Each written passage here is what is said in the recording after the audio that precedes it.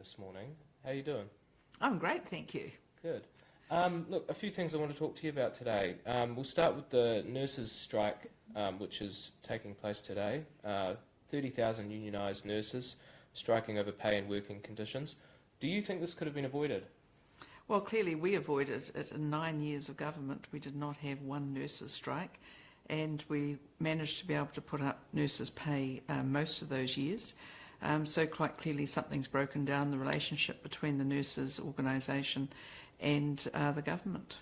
So you think it's a relationship breakdown? Is there not other factors that play? Well, I think there are other factors, and I think the fact that, and I heard from nurses personally about when the government announced they were spending $500 million to reorganise the health system in the middle of the pandemic, a lot of nurses said, well, you know, if you got that sort of money for the health system, how about you put it on the front line? So the latest deal seems to be, or the latest offer that the nurses rejected was 1.38% for the majority of nurses. So a modest boost to the pay packets. Is the government being too stingy? Well, I think the problem for the government, and I'm not going to try and get them out of the hole that they've put themselves into, but the problem is that nurses are highly sought after around the world. We're in the middle of a pandemic, worldwide pandemic. We've got nurses who had to work through that pandemic sitting around saying, well, hang on, the government's budget is all about paying more money to beneficiaries, not to nurses or other highly skilled, highly sought after people, and they've got pay offers coming from Australia. Well, I think the government's between a rock and a hard place, and they shouldn't have spent $500 million on restructuring in the middle of a pandemic. So I'm pretty sure I've heard before that in the case of skilled workers, CEOs and the like, when there's demand for them, you pay more to get them, right? And that's a view I think I've heard you say. So should the nurses be paid more? Well, I think clearly they should have something in it, but I'm not going to do the negotiations for the government. They're the ones who've got themselves in the situation. They're the ones who have lost the confidence and trust of the nurses, and they're the ones who have to get themselves out of it. You don't spend $500 million restructuring a health system and expect the nurses to sit there and say, oh, we'll just take what you throw us. So your deputy, Dr. Shane Reti, believes that, that the Ministry of Health has sort of allocated possibly as much as 1.5% for these sort of wage negotiations. Would you accept if the government went that far? Well, I think the point is it's not whether I accept it, it's up to whether or not the nurses do. I think that's the point, isn't it? And what if this was to become a sort of a rolling strike, more strike action to take place? Would that be acceptable? Well, it'd be very hard. And as I said, if we avoided 9 years of government, we avoided any nurses' strikes, that's a pretty significant statement, isn't it? The government is now dealing with a nurses' strike. They've got a vaccine rollout that's been less than optimal, which has us, I think, about second worst in the OECD. They've got new vaccines coming in, but the plans to actually get them rolled out seem to be changing. And they've got the nurses involved in all that on strike. Yeah, so let's talk about the vaccine rollout. Well, 1 million vaccines coming in the next month, I believe it is. Next week we're going to see from Cabinet a bit of a framework for how the general population roll out. Where do you think they're falling short? Well, just delivery. It's like everything with this government. They're always big on the promises. Well, they're not getting enough shots out there. You've got, 3,800 border workers who haven't even had their first vaccination yet. You've got around 1,000, but more than that, of border workers who aren't getting regularly tested. So the government says that's a marginal or a small amount on the side of what's generally them exceeding their own targets. Do you not accept that they are right to feel confident about what they're doing? No, they should not. They've got targets that they set themselves, which are very low targets, and then they're saying, well, we've exceeded them. Well, actually they haven't, because they told us we were front of the queue. So they told us that, and they didn't do it. And the point is always in the delivery. This is supposed to be the year of the vaccine. So where is it for most people? And so we're being told now that for those of us who are in the category 4, who don't have all the issues that others have, that we are... we start maybe the end of July, maybe we get told later in July what's happening. Actually, a whole lot of the world is now getting very heavily vaccinated, and New Zealand is way behind. So Chile is way ahead of us. So next week, when the Prime Minister sets out how the rollout will occur for the general population, what exactly do you want to see? I want to see delivery.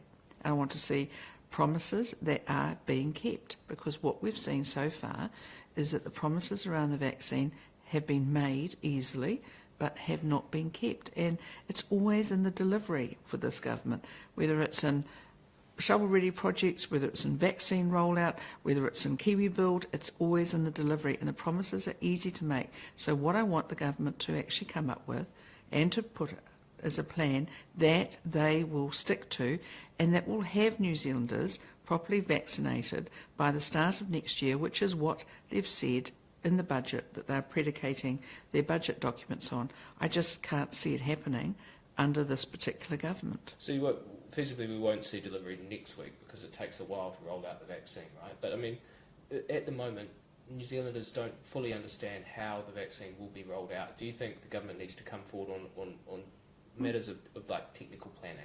And well, we need to tell New Zealanders exactly what they should expect and when.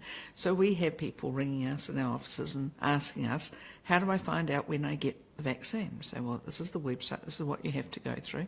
And people are saying, some people are getting the vaccinations, are they getting a text or they're getting an email saying, you need to turn up and this is your appointment time. Others don't know how they're supposed to get that.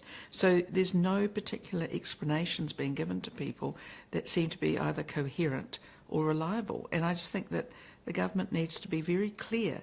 You know, they don't even have the IT systems. I understand what 3 out of 4 of the IT systems required aren't even properly operating to actually run the whole program. So, you know, it's great that we've got some more Pfizer vaccine in the country, but the problem is, get it out of the cupboards and get it into people's arms. now, do you have a vaccine date booked yourself? No, I don't have one because I haven't had any. I've been on the website. I haven't. I'm not in a priority. Have you not been invited by? No, I have not been invited by the government. I was under the impression that maybe you had been invited, or that you'd offered to take the vaccine alongside. I have offered to take it. I have not been invited. Right. And you've offered to take it alongside the Prime Minister? Yeah, I'm happy to take it any time anyone wants. Right. I think it's good if, given that there are there's a certain concern that some people have about the vaccine, I'm very happy to show solidarity and to take the vaccine. Do you believe the vaccine's safe? Yes, I do. And should people have confidence in the vaccination? I think it's very clear that people should do, which is why I've been quite adamant that the Prime Minister needs to get vaccinated. I'm very happy to go there as well. I'm happy to do it any time. I just think it's really important that people have confidence, and that's one of the things that she and I can do, which is to show confidence ourselves. There was some suggestion yesterday that you might have specifically requested to have the vaccine alongside Jacinda Ardern at the same moment. No, I didn't request anything at all. Okay. I've simply said I'm happy to do it if she wanted some company or she wants to make it a cross-party thing.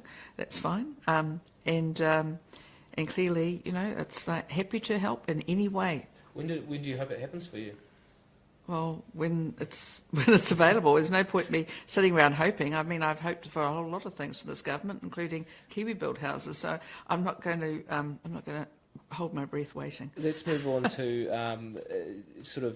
there's been a few internal issues in the National Party in the past week. A lot of that's been litigated, ad nauseum. Well, you may say.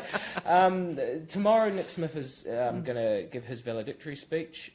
He resigned last week relatively abruptly, in part due to an ongoing parliamentary service investigation into a verbal altercation he had with a staff member.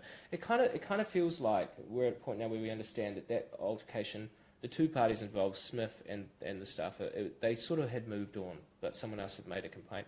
Do you think that sort of incident merits a resignation for someone like Smith?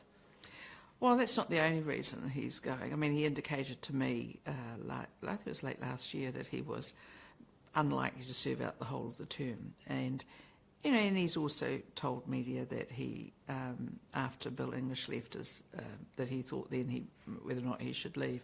He is someone, he's had 31 years, you know, it's a huge innings, and he's actually young enough and well qualified enough that he can do other things. Is it a shame to lose him? Well, it is actually, because he's been very particularly good around the policy work, and he's been a real, you know, stalwart for me in terms of issues, particularly around getting those policy programs underway.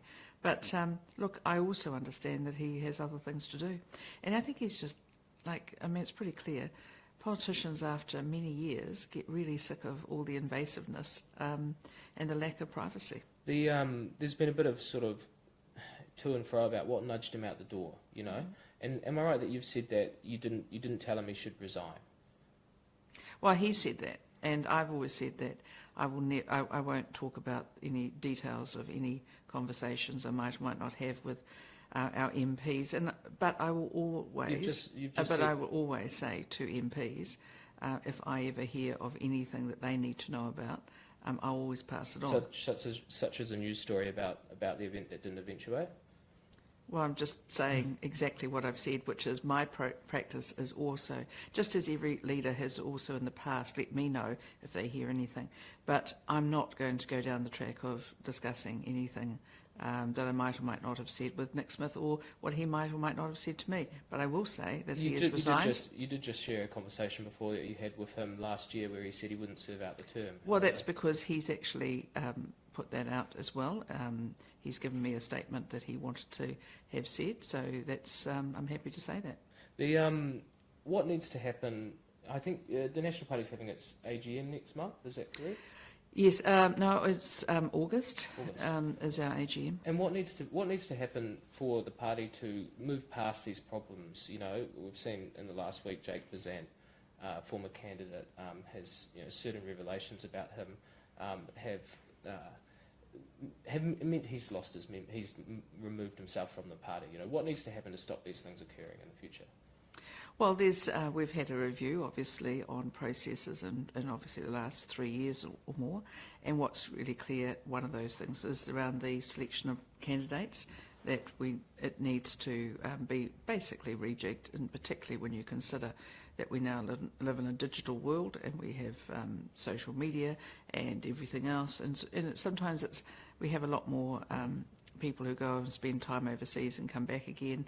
And I just think it's really important that we rethink the way we do it. So further scrutinise these candidates? Yeah, I think so. I think it's pretty clear. So most are very, we're perfectly fine as candidates. But there's the odd one, obviously he was one, who was a real problem, and would have been a real problem if he'd got into Parliament.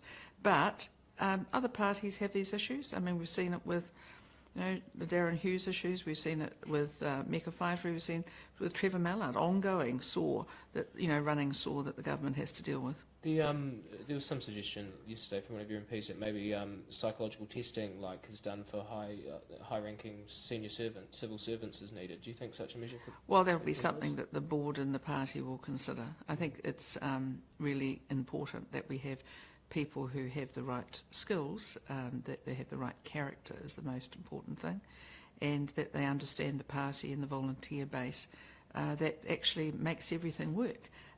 Because even our board members are volunteers. They're not paid professionals. They are volunteers, as are most of the people that work in the party. And I just think it's really important we understand people who have the values of the National Party, what we stand for, and their character is really important. Thank you, Judith Collins.